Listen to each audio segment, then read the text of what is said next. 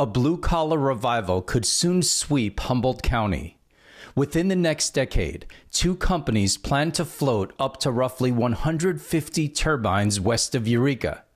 To supply gear for those wind energy farms, the Humboldt Bay Harbor District is industrializing the Samoa Peninsula. The biggest export we have out of Humboldt County is our children. All of my children had to go out and go to work someplace else. In order for me to find work right now, I have to leave out of town. I got 3 kids at home. Sometimes I'll come home a weekend a month. Jason Schinkerberg could potentially stay home if redevelopment rekindles jobs extinguished during the timber flameout. The Harbor District and its private partner Crowley Wind Services plan to revive 180 acres that formerly produced wood products. Looking south from the Samoa Bridge, they'll remove these docks, build a heavy-lift wind terminal, and headquarters for turbine maintenance, assembly, and possibly manufacturing. It's likely that in the early stages, we will receive more of the manufactured products from abroad than in the later stages. So this industry needs to be built from scratch. Japan is way ahead of us. There's a number of countries in Asia that are already manufacturing these components. So here you can see blades being moved by train. These are small blades because you can't get much larger and move them by train. You can get bigger and move them by truck, but even that becomes challenging. And this blade here is less than half the size of the planned offshore wind turbines. So the only way to move them is by ship, which means that they have to be manufactured in a port. Because you can't move them across the land and they have to be moved by ship, then they'll have to be manufactured next to ships in ports. San Francisco, let's just say they've got 60 acres to do pre-assembly.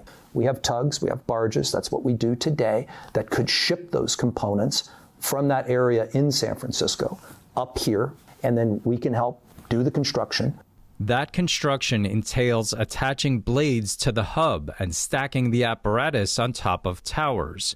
Crowley will oversee erecting those towers piecemeal at the wharf. Boats will tug the turbines to sea standing up. Turbine assembly cannot occur in the Bay Area because the erect turbines would slam into the Golden Gate Bridge. The feds already dredge a deep, wide Humboldt Bay entrance. Our port is close to and can supply equipment for Humboldt's wind farm, along with the planned Oregon wind energy farms. Humboldt's workers could also service potential farms off the Del Norte and Mendocino coasts.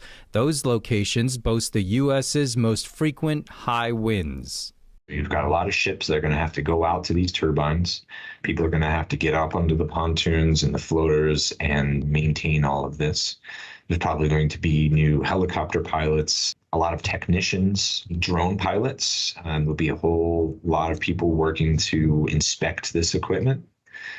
And then a lot of it is underwater, so there will likely be jobs related to diving and driving submarine drones to inspect lines and the floaters.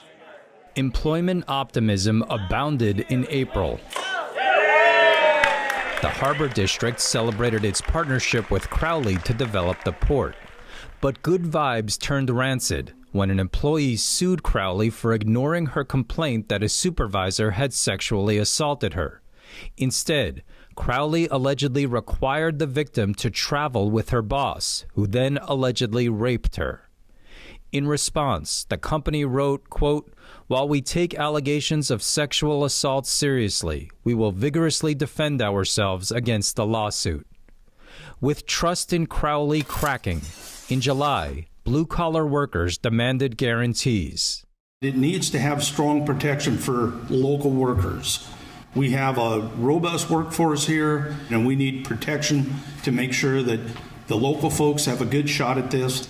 It's unclear whether Crowley will guarantee local hiring. Regardless, until August 25th, the Harbor District is soliciting public guidance on how to analyze the wind terminal's environmental impact.